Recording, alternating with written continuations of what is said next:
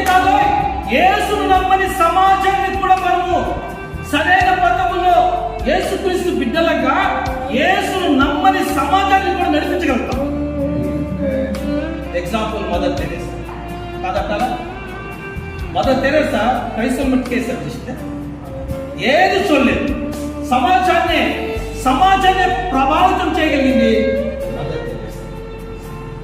కాబట్టి మన నాలుగు బైబిల్ భాష చెప్పాలంటే క్రీస్తు యేసు కృపలో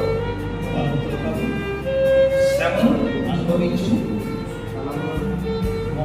మొదట కాలంలో ఆలోచించుకుని యేసుక్రీస్తు జ్ఞానం. మన పర్యాయ చెప్తున్నాము, మన ఇంగ్లీష్ సిస్టమ్ మంచిగా సిద్ధపడు, కష్టపడి పనిచేయి, ఆ యొక్క ఫలితాలను సంతోషంగా అనుభవించు.